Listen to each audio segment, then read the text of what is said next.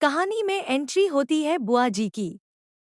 गांव में उनका नाम ही काफी था।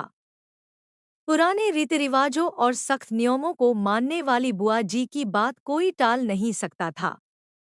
इसी बीच उनकी नज़र शहर से आई ईशा पर पड़ती है। ईशा बेहद खूबसूरत लग रही थी, लेकिन उसने सिर पर पल्लू नहीं लिया था। बस फिर क्या था, बुआ जी का गुस्सा फूट पड़ा।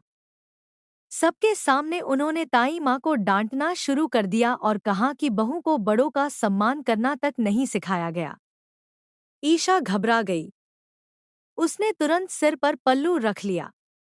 उसने सोचा था कि गांव में कुछ दिन सुकून से बिताएगी, लेकिन आते ही उसे एहसास हो गया कि यहाँ हर कदम पर परीक्षा होने वाली है।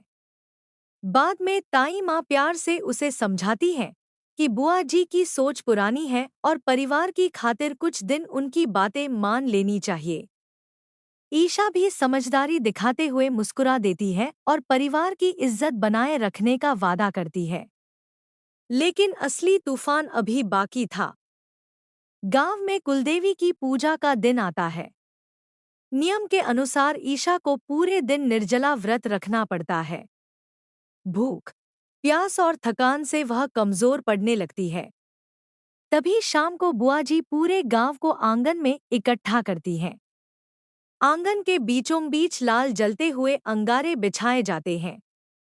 फिर बुआ जी एक ऐसा फैसला सुनाती हैं जिसे सुनकर हर कोई दंग रह जाता है।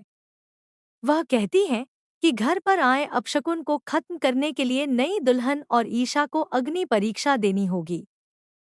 उन्हें नंगे पैर अंगारों पर चलकर अपनी पवित्रता साबित करनी होगी।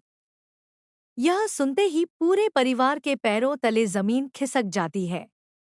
ईशा पहले से ही बेहद कमजोर थी। कुछ लोग उसे सहारा देकर अंगारों की तरफ ले जाने लगते हैं। उसकी आंखों में डर साफ दिखाई दे रहा था। पूरा गांव सांस रोके यह दृश्य देख रहा था। तभी जैसे ही ईशा अपना पहला कदम आगे बढ़ाने वाली होती है, पीछे से एक मजबूत आवाज गूंजती है, रुको। यह सूरज था। उसकी आंखों में गुस्सा और चेहरे पर अटूट विश्वास था। वह बुआ जी के सामने खड़ा होकर कहता है, अगर मेरी पत्नी को खुद को साबित करना पड़े, तो सबसे पहले मुझे भी वही परीक्षा देनी होगी। पूरा आंगन खामोश हो जाता है। अगले ही पल सूरज ईशा को अपनी बाहों में उठा लेता है। बिना किसी डर के वह खुद नंगे पैर जलते हुए अंगारों पर चलना शुरू कर देता है। हर कदम के साथ गांव वालों की आंखें और बड़ी होती जाती हैं। यह सिर्फ विरोध नहीं था, बल्कि अपनी पत्नी के सम्मान और विश्वास के लिए खड़े होने का ऐलान था।